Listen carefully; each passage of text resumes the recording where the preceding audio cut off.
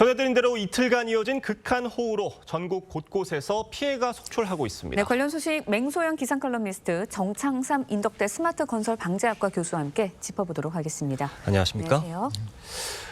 충청권에 이틀간 그야말로 물폭탄이 쏟아졌습니다. 이게 200년 만에 한 번 내릴 만한 극한호우라고 해요.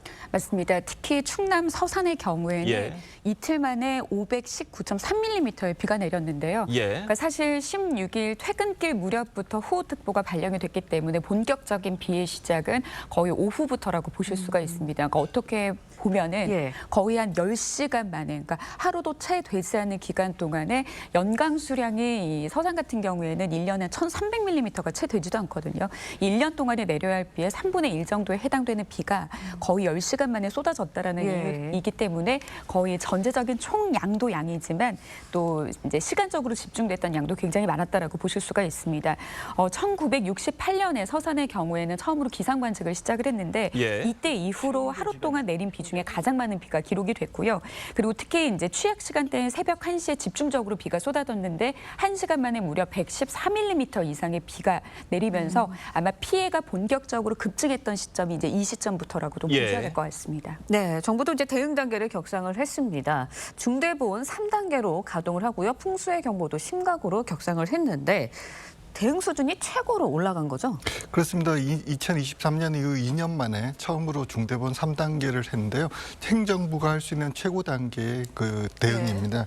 보면은 중대본의 국가장급의 현장 상황 관리반을 운영하고 있고요. 그다음에 주요 시설들, 그러니까 정부, 중앙 정부뿐만 아니라 이제 국가기관들과 관련된 모든 부서들이 24시간 비상 대처를 하고 있습니다. 사실 이게 왜 이렇게 심각했냐, 3단계를 가게 된 가장 중요한 이유 중에 하나가 비가 처음에 오자마자 이제 서산과 당진 쪽에서 시간당 100mm가 3시간 동안 거의 지속됩니다. 그러다 보니까 당진청 같은 경우 짧은 하천이긴 하지만 새벽 3시에 바로 범람이 일어나는 거죠. 사실 이런 사례가 거의 없었기 때문에 정부에서도 이건 긴급 대응을 해야 되겠다라는 생각을 한 것 같습니다. 네, 정말 이례적인 폭우가 쏟아지면서 소방청 호우 피해가 큰 충청 지역에 대용량 포방사 시스템을 배치를 했습니다. 대용량 포방사 시스템이라는 게 어떤 건가요? 그렇습니다. 많은 분들은 우리가 2023년 오송 참사 때 기억하실 겁니다. 그때 이제 지하도에 있는 물을 빼기 위한 건데요. 원래 대부분 첫 번째 목적은 이제 소방청의 이제 화재 진압용으로 쓰는 대형 펌프입니다. 이게 분당 한 스펙상으로는 7만 5천 정도 리터를 뽑을 수 있다라고 하는데요. 평균적으로 한 3만 리터 정도 뽑습니다. 이게 CMS로 따지면 초당 한 1톤에서 0.7톤 정도 되는데요. 많은 양인 것 같이 보이지만 실제로 내수 침수라든가 이런 것들이 발생했을 때는 어떻게 보면은 큰 용량이 아닙니다. 우리가 오송 지하차도 같은 이런 구조물에도 물을 빼는데 아마 이틀 이상 걸렸던 걸로 우리가 기억하고 있습니다. 그렇기 때문에 어떻게 보면은 고육지책으로 쓰는 단계지만 내수 침수 지역에 대해서는 크게 효과를 보기는 어렵지 않을까라는 생각이 듭니다.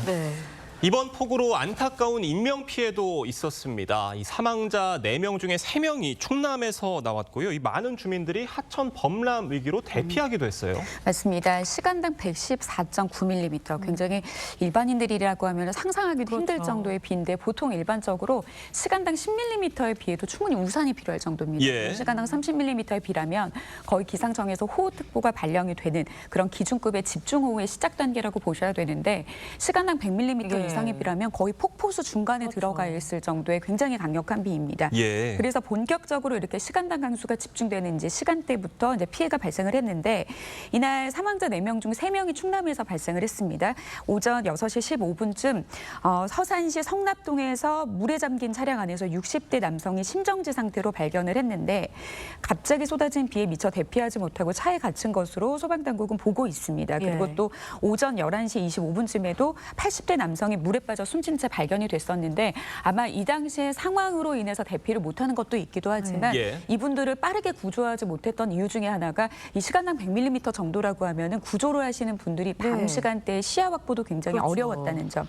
그리고 또 비가 많이 온 곳에서는 지금 이제 집으로 돌아가지 못한 주민들도 굉장히 많습니다. 현재 12개 시도 45개 시군에 걸쳐서 1,400세대가 넘는 2,600명이 넘는 이재민이 발생을 했고 미기가도 1,177세대, 2,237명이 아직 집으로 돌아가지 못했는데 정부는 1,000세대가 넘는 이제 그리고 2,000명에 가까운 이 이제 주민들이 임시 이제 거주 시설을 마련을 했는데 지금 추가적으로 두고 있는 것도 임시 거주 시설도 침수가 되는 피해 현상들이 자꾸 지금 발생을 하고 있는 상황입니다. 네, 안타까운 상황이 이어지고 있는데 저희가 지금 폭우 피해 상황을 좀 짚어보고 있습니다. 그런데 저희 이틀 전에 발생을 했었죠. 경기도 오선시 붕괴, 옹벽 붕괴도 좀 짚어보겠습니다. 사망 사고 발생 전에 붕괴가 우려된다는 주민 신고가 있었고요. 또 현장에 출동한 경찰이 시에도 이런 상황을 알렸다고 해요. 그렇다 보니까 오선시가 좀 더 빠르게 대처를 했다면 이런 상황을 막지 않았을까 이런 지적들이 일고 있거든요. 그렇습니다. 사고가 나기 전에 그게 이미 신고가 들어가 있는 상황이었고요. 근데 이제 문제는 뭐냐면 그 옹벽 사고가 난 옹벽이 이제 준공 후 5년 미만 5년 정도 된 어떻게 보면 그렇게 오래되지 않은 SOC 구조물이었습니다. 그리고 4월 21일부터 진단된 옹벽 안전 진단에서 큰 문제가 없다라고 오산시에서 발표를 한 구조물이었기 때문에 그런 결과가 있었는데요. 그럼에도 불구하고 이런 문제를 좀 더 조사해봐야 되겠지만 좀 상당히 이례적이고 사전 신고가 있었다는 점에서 볼 때는 책임을 피하기는 어려워 보입니다. 거기다가 이제 사고가 난 이후에 매몰자를 구조하는 데까지 걸렸던 시간도 한 3시간 정도 이어지면서 사람 그 인명을 구조하지 못했다는 안타까움도 있습니다. 결국은 그 옹벽 같은 경우는 수압만 제대로 체크를 했었어도 됐을 것 같은데 그런 점들이 이루어지지 않은 게 조금 안타깝습니다. 네, 그럼 짧게 여쭤볼게요. 이런 붕괴, 옹벽 붕괴 같은 거 있잖아요. 담장 무너지고 이런 거 막으려면 어떻게 해야 하나요? 사실 워낙에 많은 인공 사면 구조물들이 많기 때문에 모두가 어렵습니다. 그렇지만 사고가 위험 예측되는 구간에서는 변위계와 같은 계측기를 달아서요 자동 경보 시스템을 요즘은 만들어주고 있습니다.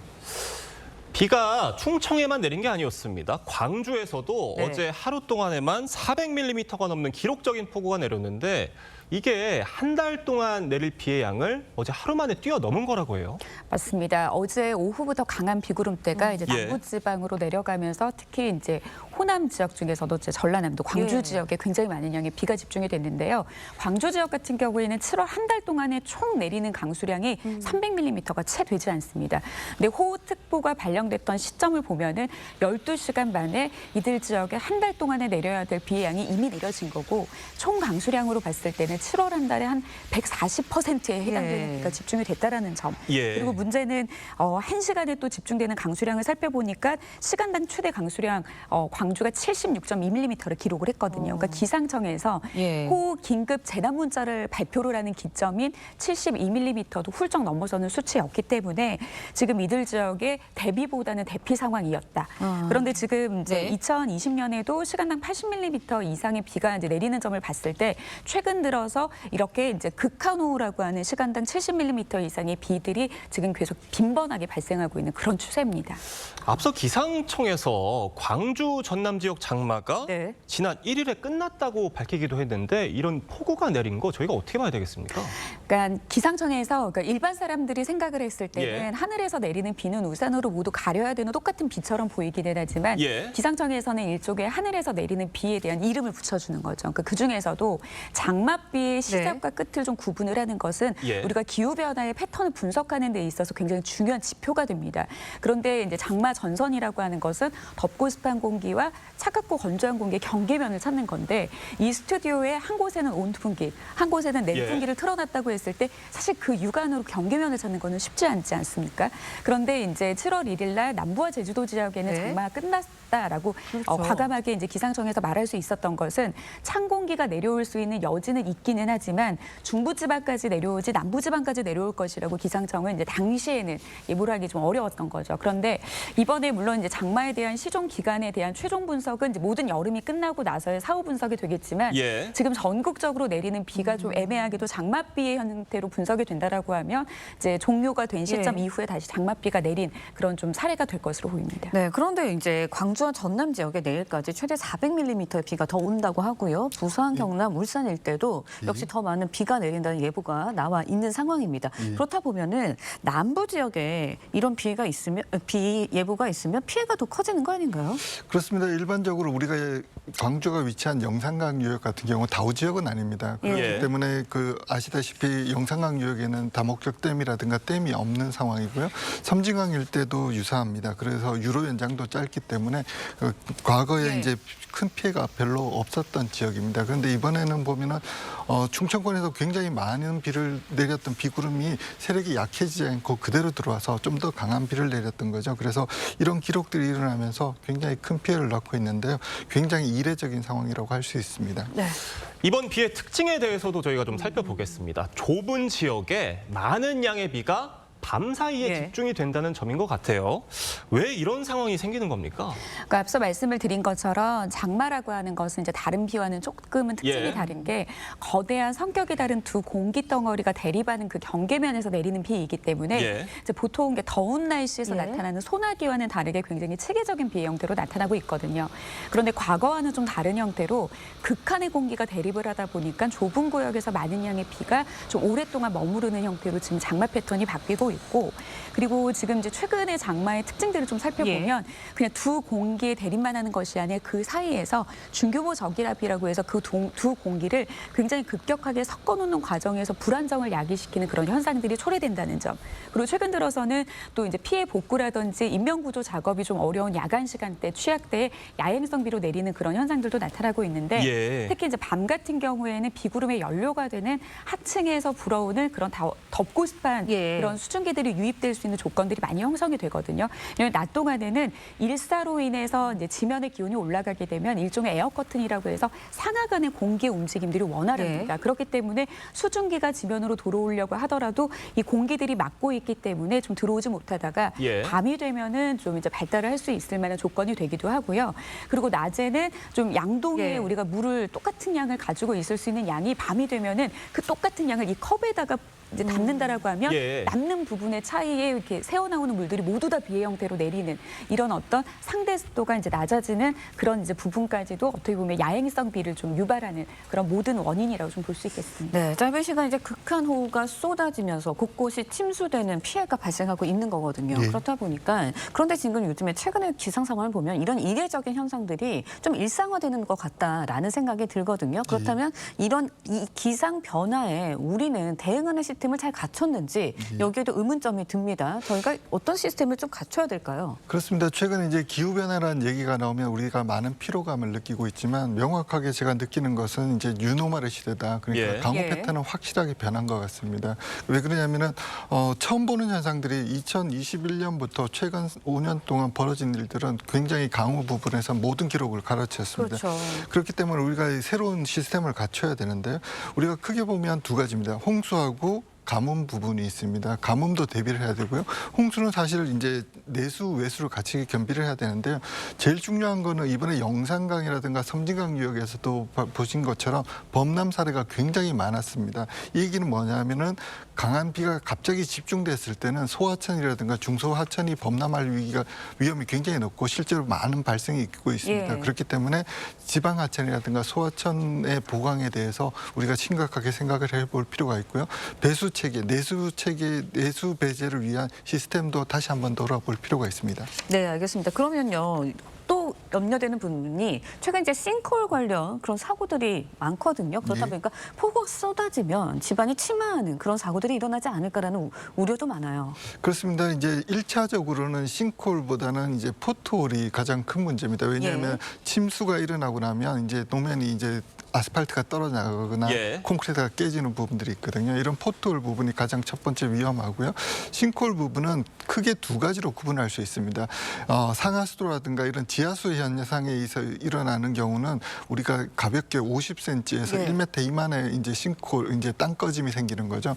근데 최근에 일어났던 인명사고가 났던 경우는 지하 깊은 곳에서 발생한 공사에 의한 지하수의 거동입니다. 그래서 지금 현재 이제 싱크홀이 이번 폭우가 큰 영향이 있을 거냐라고 생각해 보면 저 개인적으로는 크게 있지는 않을 겁니다. 그렇지만 이제 중요한 건 이제 포톨이 어마어마하게 많이 발생되기 때문에 차량 파손이라든가 사고들이 많이 이어질 걸로 생각하고 있습니다. 네. 저희가 폭우가 내릴 경우에 구체적인 행동 요령도 좀 짚어보겠습니다. 짧은 시간에 물폭탄이 쏟아지면 삽시간에 차량이 잠기는 경우도 발생하잖아요. 그렇습니다. 이럴 땐 저희가 차에서 바로 내리는 게 맞습니까? 그렇지 않습니다. 이게 상황이 굉장히 다양하기 때문에 예. 한 말씀으로 드리기가 어렵습니다. 대부분 도심 같은 경우는 침수가 서서히 이루어지고 있는데 예. 차량에 꼬리를 물고 있습니다. 그런 예. 상황에서는 뭐 차를 버리고 나가시라고 하기는 어렵습니다. 근데 제일 중요한 원칙들이 있습니다. 첫 번째는 주변 상황을 우리가 첫 번째 파악을 해야 되는데요. 이 네. 물이 얼마만큼 빠른 속도로 올라오느냐, 그러니까 이 원인이 내수냐 외수라는 걸 첫 번째 판단을 해야 될 것 같고요. 그다음에 주변에 이 물이 유속이 발생하는 흐름이 발생할 경우는 차를 버리고 나갔을 때 2차 피해가 날 수가 있습니다. 예. 굉장히 위험합니다. 그리고 마지막으로 우리가 제일 중요하게 생각하는 건 뭐냐면 최근에 보면 모든 자동차들이 전동시화 시스템이 되어 있어서 전기가 나가면 문조차 열리지 않는 차량들이 많이 있습니다. 예. 그렇기 때문에 비가 많이 올 때는 위험한 지역에 갈 때는 수동으로 문을 열 수 있는 시스템 그리고 예. 차를 보호하기보다는 창문을 조금 열어서 물이 만일 침수 지역이 있다 그러면 내외수의 수압을 갖게 하기 위해서 그러니까 정리를 하면 언제든지 탈출할 수 있는 그런 체계를 만들어 놓는 게 가장 중요하다고 생각할 수 있습니다. 저희가 2년 전 네. 오송 지하차도 참사 기억하시는 분들 많으실 거라고 생각이 됩니다. 이번에도 일부 지하차도에 침수가 예. 발생했는데 이렇게 지하차도나 지하 주차장, 지면 아래에 있을 경우에 물이 차오른다면 저희가 어떻게 해야 되겠습니까? 결코 안전한 장소가 아니죠. 예. 일단 신속하게 긴급하게 대피를 하는 게 가장 중요한데 일단 바닥에 물이 차오르거나 역류가 하는 모습이 좀 보일 때는 바로 대피를 하셔야 되는데 특히 외부 수심이 무릎 이상으로 차오를 경우는 굉장히 이제 차문도 열리지도 않고 예. 우리가 그 유속과 수압을 이길 수 없는 정도의 대비가 힘든 그런 상황이기 때문에 좀 긴급하게 안전한 곳으로 대피를 하셔야 되겠고요. 그리고 지하 주차장에서는 차 걱정하시지 마시고 그냥 예. 차량을 두고 일단은 사람이 먼저 이제 탈출하는 게 중요하다는 거. 그리고 차량 외부로 이동하는 것도 너무나도 위험한 행동입니다. 예. 그리고 차량 확인을 위한 지하 주차장으로 진입을 해서 확인하는 그런 행동들도 이미 많은 비가 내려서 네. 좀 이제 많은 양의 침수가 될 우려가 있을 때 좀 피하시는 게 좋을 것 같습니다. 네, 알겠습니다. 지하가 근데 아니더라도 집에 있을 때 집 밖에 물이 차오르기 시작하면 그것도 네. 굉장히 당황스럽거든요. 왜냐하면 좁은 지역에 갑자기 많은 폭우가 막 쏟아지기 때문에 그렇습니다. 그럴 경우에는 저희가 어떻게 대처를 해야 할까요? 그렇습니다. 이제 집 밖에 물이 차오르는 게 이제 내수의 원인일 수도 있고 외수의 원인일 수도 있지만 제일 중요한 건 뭐냐면 물이 차오른다는 건 이미 급박한 상황이라는 겁니다. 예. 그러면 결국은 인명을 보호하기 위해서 어딘가 대피로를 만들어야 되는데 결국 창문과 출입문입니다. 예. 그러면 출입문을 열어두시는 게 중요합니다. 왜냐하면 물을 막기 위해서 닫아두시면 외부의 수압이 작용해서 탈출할 수가 없습니다. 그래서 조금 가재도구라든가 내부에 있는 물건들이 손상되더라도 인명이 더 중요하기 때문에 일단 문을 열어두시고 내외수의 수압을 맞춰주셔서 탈출하기 쉽게 만드는 것이 제일 중요합니다. 폭우가 내리면 또 피할 수 없는 게 산사태 위험 네. 같습니다. 예. 최근 경북 안동에서 큰 산불이 있었잖아요. 이 지역들은 산사태 위험이 더 높다고 봐야 되겠습니까? 일반적으로 뭐 산불이 난 지역이라고 산사태가 날 확률이 높은 이유를 좀 예. 설명할 필요가 있는데요. 정상적으로 정상적인 산 같으면 비가 내리면 초기 강수량이 낙엽이라든가 이런 거에 쌓이면서 어느 정도 맞춰주는 영향이 있습니다.